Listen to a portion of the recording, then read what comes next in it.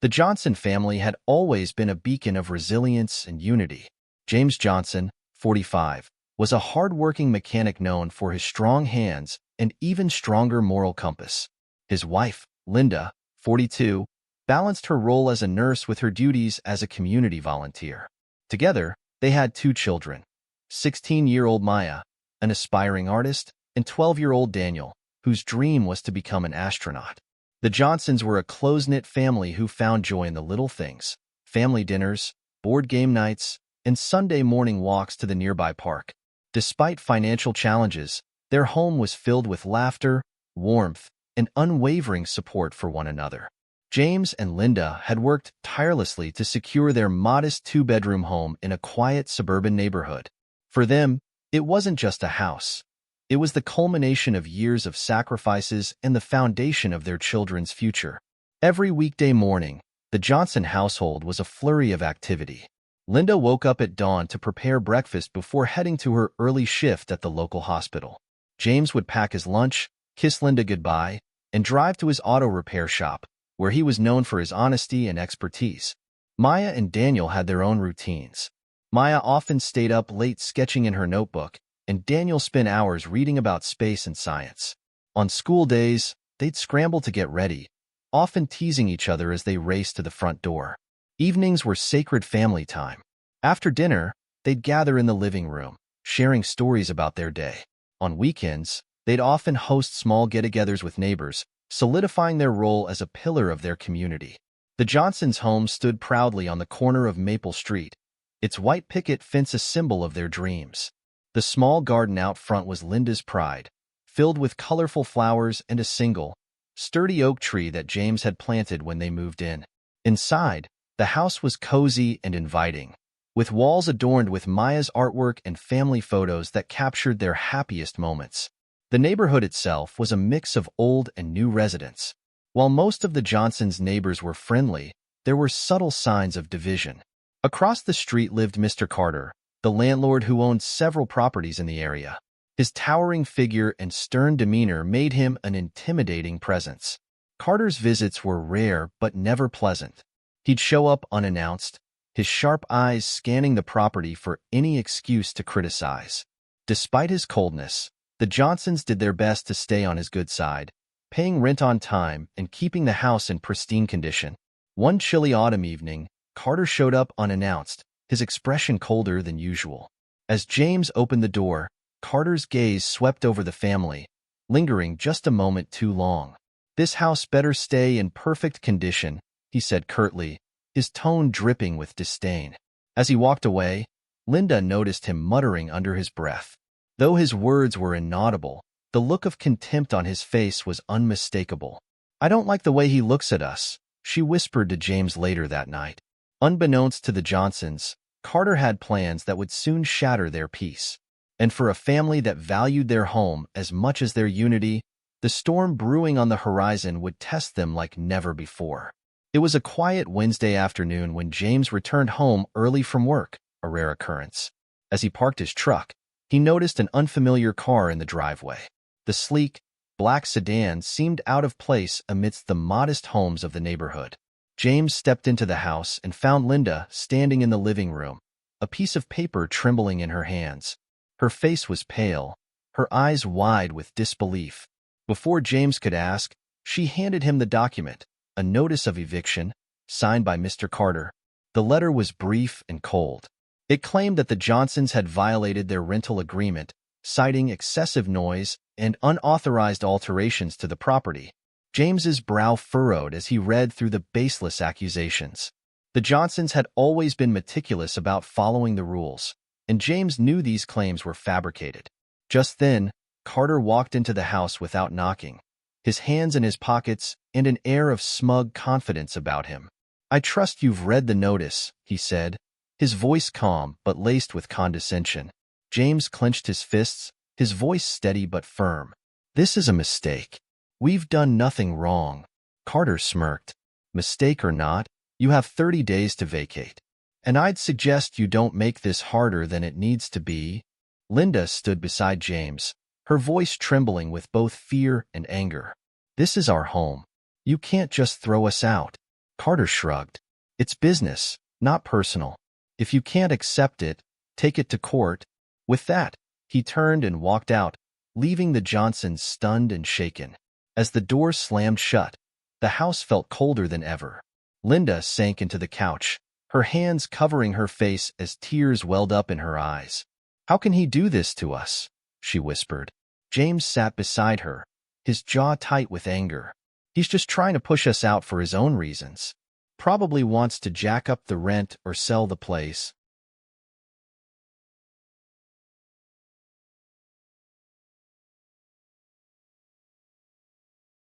Maya and Daniel, who had been doing homework in their rooms, walked into the living room, sensing something was wrong.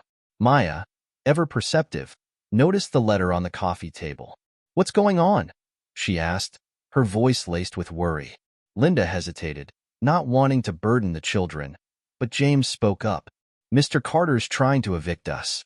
But don't worry, we'll fight this." Maya's face hardened. "He can't do this. We've done nothing wrong."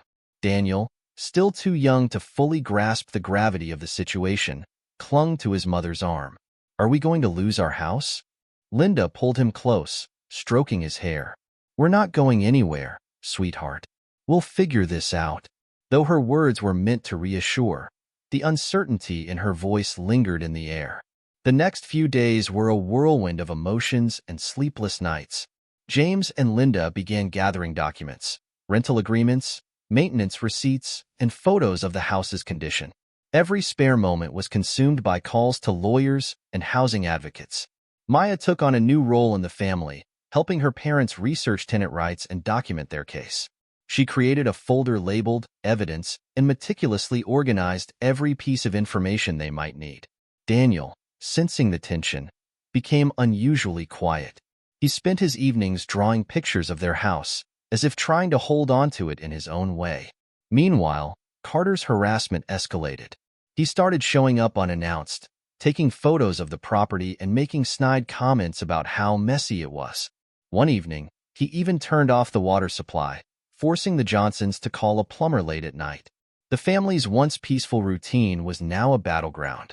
Their sanctuary had become a source of stress and fear, but amidst it all, their determination to fight back grew stronger. James, in particular, refused to let Carter's actions break their spirit. "This is our home," he reminded his family. "We've worked too hard to let him take it from us." Carter's harassment continued to escalate, testing the Johnsons' resolve at every turn. One afternoon, as James was returning from work, he noticed a bright red sign posted on their front lawn. "Property under dispute. Eviction in progress." The bold letters felt like a public humiliation, an attempt to shame the family in front of their neighbors. That night, Linda discovered that their garbage bins had been overturned, with trash scattered across the driveway.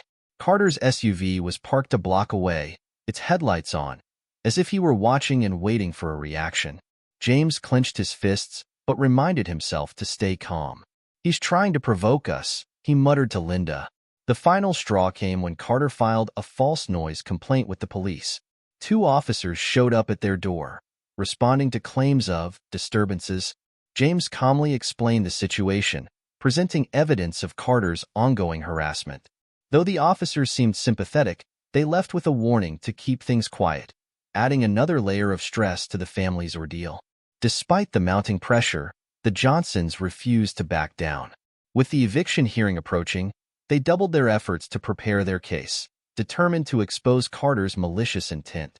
As their fight intensified, the Johnsons found unexpected allies in their community. Mrs. Alvarez, an elderly neighbor who had lived on the street for decades, came forward with her own stories of Carter's bullying tactics. "He did the same thing to the Harris family last year," she revealed.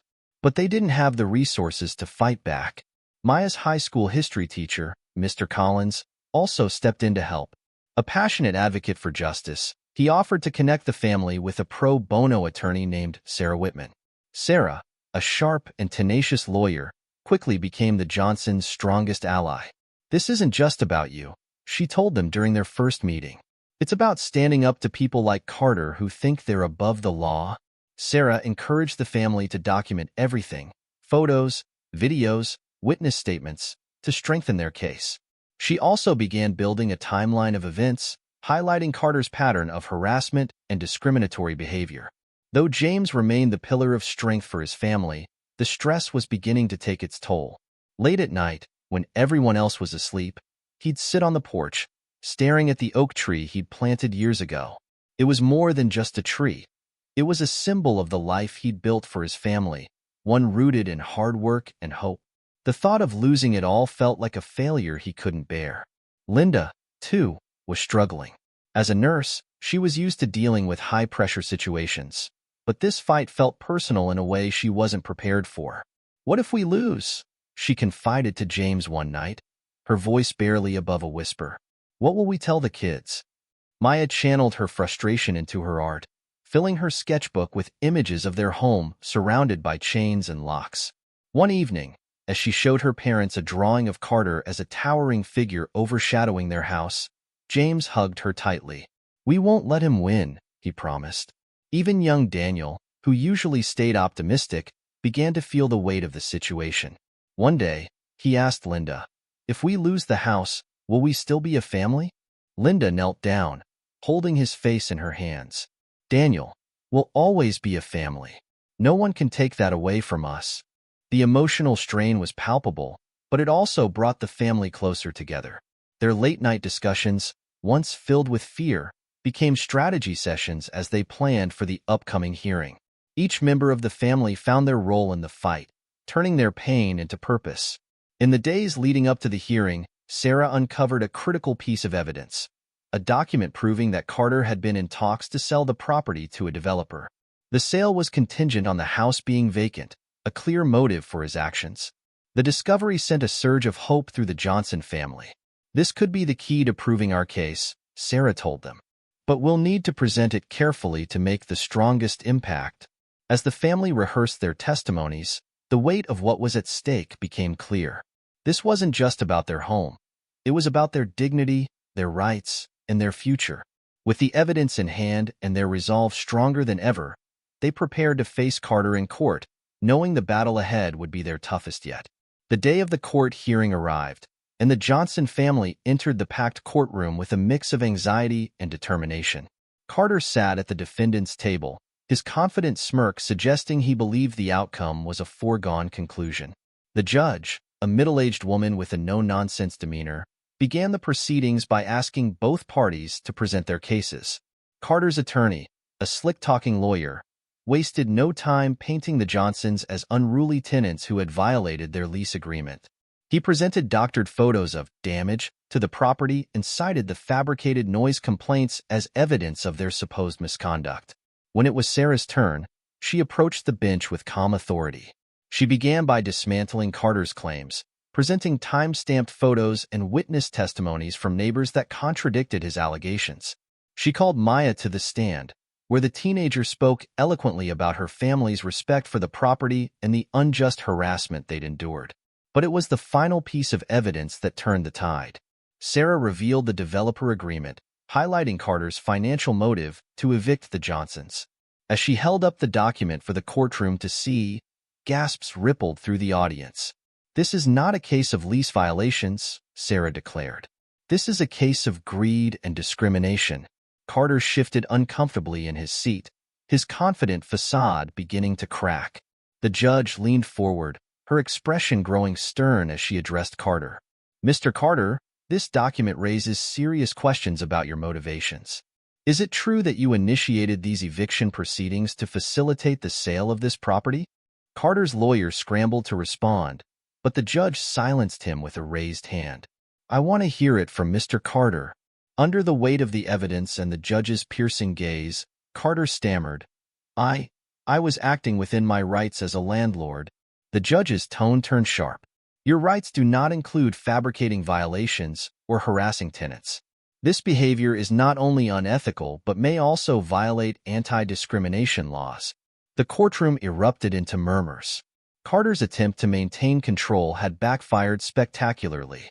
The judge ordered a brief recess, during which Sarah explained to the Johnsons that the case was shifting heavily in their favor. "If the judge rules in our favor, we could also pursue damages for harassment," she said. When court reconvened, The judge delivered her verdict with a clarity that left no room for doubt. The eviction notice was deemed invalid, and Carter was ordered to cease all harassment immediately. The judge also suggested that the Johnsons file a formal complaint with the Housing Authority, hinting at further legal repercussions for Carter. The Johnsons sat in stunned silence as the verdict sank in. Relief washed over them, followed by a surge of pride and gratitude. James clasped Linda's hand. His voice choked with emotion. "We did it," he whispered. As they left the courtroom, they were greeted by their neighbors, many of whom had come to support them. Mrs. Alvarez hugged Linda tightly, tears streaming down her face.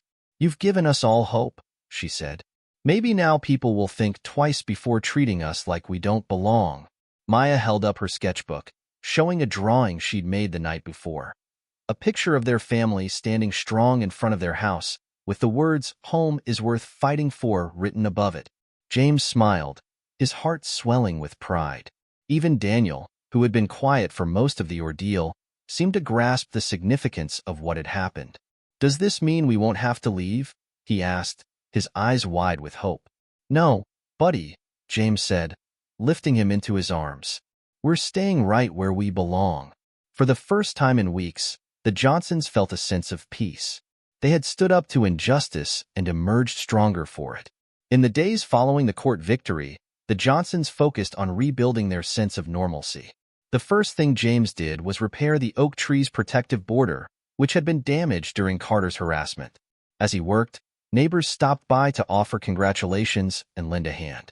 Linda, inspired by the support they had received, began organizing a tenant advocacy group. She reached out to families who had faced similar challenges, offering them guidance and connecting them with resources. "No one should have to go through what we did alone," she told James one evening. Maya decided to use her art to raise awareness about housing rights. She created a series of powerful illustrations depicting families standing strong against unjust landlords, which quickly gained attention online. One of her pieces even caught the eye of a local newspaper, leading to a feature on the Johnsons' story. Even young Daniel found his way of contributing. At school, he gave a presentation on why home is more than just a place, earning a standing ovation from his classmates and teachers. The Johnsons' victory sparked a ripple effect in their community. Carter, now under investigation for multiple violations, sold his properties and left the neighborhood, much to the relief of the tenants he had long exploited. The family's relationship with their neighbors grew stronger. They began hosting monthly potlucks in their backyard, where families shared stories and built connections. These gatherings became a source of unity, transforming the once divided neighborhood into a true community. For the Johnsons, life felt brighter. James received an unexpected promotion at work, recognizing his leadership and resilience. Linda's advocacy group gained momentum, attracting volunteers and donations that allowed them to help more families. The house, once a symbol of their struggles, now stood as a testament to their perseverance. The laughter that had been dampened by fear returned, filling the rooms with warmth and hope.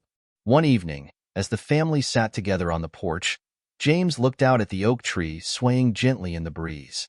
"This tree's been through storms, droughts, and everything in between," he said, his voice thoughtful.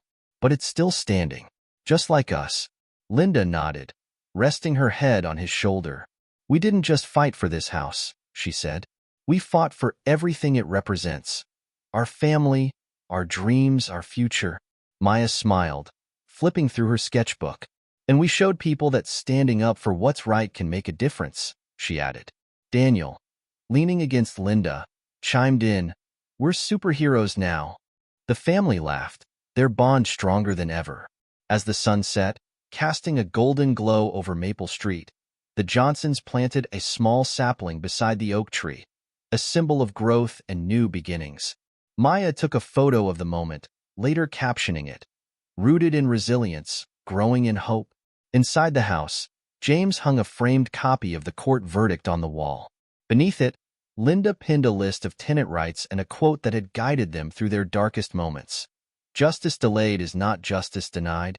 The Johnsons' home, once threatened by greed, now stood as a beacon of justice and community. And as the stars emerged that night, the family sat together, dreaming of the brighter days ahead. The Johnson family's story is a powerful reminder that standing up for what's right can create lasting change. If you've ever faced injustice or know someone who has, remember, you're not alone, and your voice matters. If this story inspired you, please like, share, and subscribe for more real-life tales of resilience and justice. Together, we can spread awareness and empower others to fight for their rights. Let's make a difference, one story at a time.